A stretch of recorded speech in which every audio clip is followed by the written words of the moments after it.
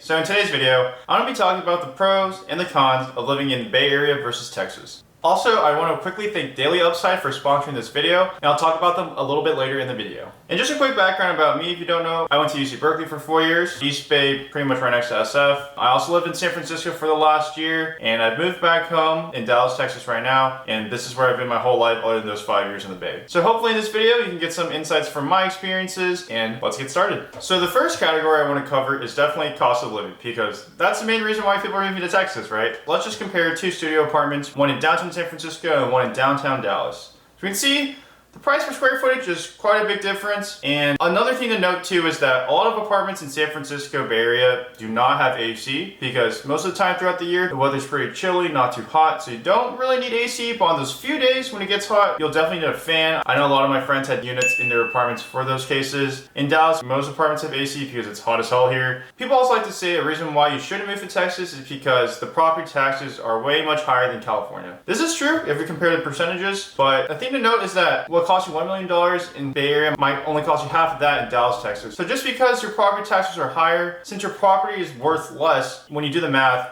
you're not actually paying that much more, or you might even be paying less for the same type of house. Another cost of living thing I like to consider is how much will lunch cost if I go and don't cook. In my experience, so San Francisco has cheap eats of course, but all of these places are not near the office. If you want to go from market area to Chinatown, you gotta walk uphill for quite a bit and then come back down. If we're talking about restaurants near the office, like tender greens, quinoa bowls you can get to go, these meals will usually cost you around $15 to $20. And in Dallas, Texas, downtown area, you could probably get lunch for like $10 to $12. Finally, another cost of living thing to consider, if you have a car, gas, definitely cheaper in Texas because we got those oil companies out in Houston. So living in San Francisco Bay Area is going to be much more expensive than Texas, but of course there are benefits to living in the Bay that you can't get in Texas. And that category is things to do, because as a young person in your 20s, you're probably wanting to do things outside of sitting in your apartment playing video games on the weekend. Hopefully. Like me and my friends, we would always drive east 3 hours. You can go to Lake Tahoe. You can buy a ski pass, go there an unlimited number of times during ski season. So skiing, snowboarding. During the summer, it's really beautiful. You can go out to the lake. A lot of people do weekend trips. And if you go southeast of Tahoe, you go to Yosemite, which is literally a national park. So tons of nature, tons of wildlife. You know, if you're just trying to get out of the city, get a quick change of pace, driving 3 hours, you can go to Tahoe, Yosemite. That's really nice. Within the range of an hour of driving, there's still a ton of stuff to do in San Francisco Bay Area. We got beaches like Baker Beach, which has the Golden Gate Bridge. People like to hike a lot, tons of trails all over the place, beautiful views. But one thing to note is that beaches in North California are not the same as beaches in South California. It's not super warm. It's like chilly, foggy during the summer, and don't really expect to be, you know, just out in your swim trunks or swimsuit going surfing, because the waters are cold, and honestly most people just stay at the beach, just chill. You might even be wearing a light jacket. And coming back to Texas for things to do, nature wise obviously we don't have that much. We do have Galveston and we have Corpus Christi, but those beaches we don't talk about. When my friends from Berkeley came over for spring break, one of the biggest things they wanted to do was go to a shooting range, because gun laws in Texas much more lax than the ones in California, obviously. I literally went for the first time with my friends. Some of them this is their first time too. We got to shoot AK-47s, AR-15s in the range. Not automatic, semi-automatic. It's not that crazy. That's a cool experience you can do. Other things, there are lakes. If you go down to Austin, Lady Bird Lake, there's hikes, Greenbelt hike, but I literally went to Austin like 3 weeks ago, and those views, those things, they can't really compare to the Bay, just being honest. So if you're really into nature, going out to explore the outdoors, Bay Area, San Francisco is definitely a better pick. But outside of that, a lot of new entertainment in Dallas is much more new compared to places in San Francisco. Water parks, Top Golf if you've ever been, bowling alleys, all those type of things. They're usually much more bigger, have more space, not as crowded as in San Francisco Bay Area. It's just nice to go to these places when they're more brand new. So that's a thing to consider too. Let's talk about the Daily Upside, which is today's sponsor. A lot of people my age, in your 20s, I feel like we don't really watch the news as much, but the news I do keep up with is definitely stocks, the market, because you know, a lot of people nowadays financially savvy, investing a lot of your money, and the Daily Upside is perfect for that because it's an email newsletter that you can sign up using my link down below. You can get quick and concise newsletters detailing the current market's upsides and downsides, and honestly, this is like perfect for me because when I'm on my phone, instead of like going on TikTok and Instagram, now I just pull up my email, quickly go on that Daily Upside link, I get a good overall summary of today's market. Before I make my plays. And just a quick background about the Daily Upside. It was founded by a group of investment bankers, career journalists, scholars, and other industry professionals with the goal of providing unbiased and insightful business and financial news. If you're not already interested in,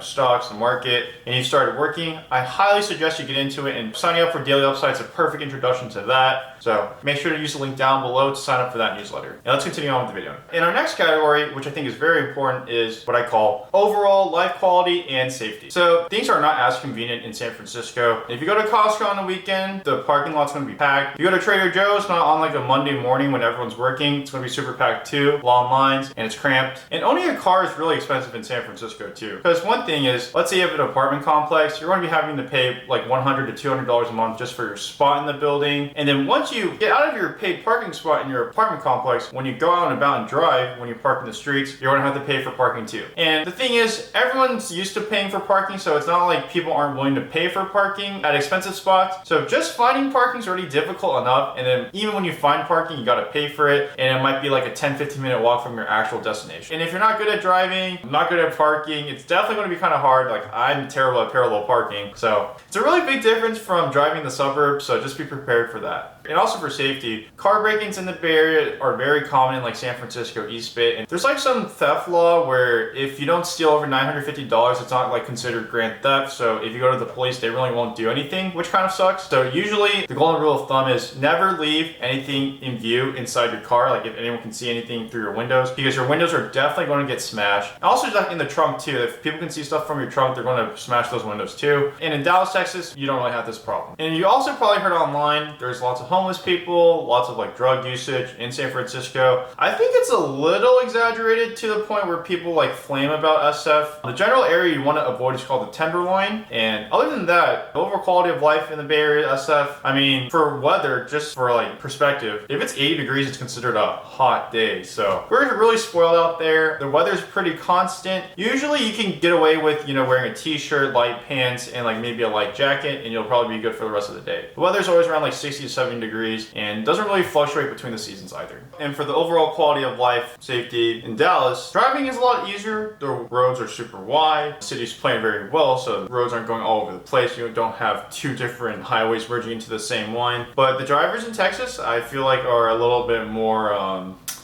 what do you might call it, non-traditional. So you gotta pay a lot of attention to what they're doing. Also, Southern hospitality is actually like a thing, which might catch all by surprise. People in general are pretty nice. If you're like in major cities, you don't really deal with like racism or things like that. And homelessness, in Austin there is quite a bit, or like not as much as San Francisco, but there's a decent amount. In Dallas, not really at all. Another thing to note is that Dallas in Texas in general has a lot of restaurants and chains you wouldn't think they have, like Shake Shack, In-N-Out, like East Coast, West Coast things. We have them here too. We also got Whataburger, which is a thing in the South only, and y'all are kind of missing out. Don't get the regular burgers though if you visit. Get a patty melt, honey barbecue chicken strip sandwich. If it's the morning, get a honey butter biscuit chicken sandwich. I don't want to hear anyone complaining about the regular Whataburgers because no one gets that. And then we also have like a lot of Asian chains, like BCD Tofu House is here in Dallas, in K-Town. We also have like Hai Lao. All the boba places you think of, we have them too. So we got a pretty decent selection out here. I would say non-chain restaurants are definitely not on par with the non-chain restaurants in San Francisco Bay Area, but there is quite a selection you can choose from. It's not only like American Texas barbecue. And of course, we have really good Texas barbecue out here in Texas. I don't even need to mention that. Weather-wise, it gets really hot in the summers. We're talking high hundreds. And in the winters, it gets pretty cold. Not like East Coast where it's like freezing and snowing all over the place. If it snows in Texas, that's like a rare phenomenon and people go out and celebrate. So it doesn't get that cold. Maybe like 40s. There is hurricane season near Houston, Galveston area, so watch out for that. In Houston, super humid, so if you go out and it's hot, you're gonna be sweating a lot. In Dallas in the north, it's much more dry, so not too bad. And Austin's a lot hotter than Dallas. Dallas is like the cooler area. So you're probably wondering now, which place is better to live? Texas, San Francisco, Bay Area. And honestly, I'm gonna give you that cliche answer where it depends on the person. Obviously, both have pros and cons, and hopefully after watching this video, you have a better insight of each before you make your move. And I just wanna thank you so much for watching. Let me know down in the comments below of any video ideas you'd like me to make. Next video for my finance series, I want to talk about maximizing your benefits from your company. And I also have a little quick surprise. I might be getting something shipped in this month. I might be reviewing something soon, so stay tuned for that. Have a great rest of your day. If it's nighttime, have a great rest of your night.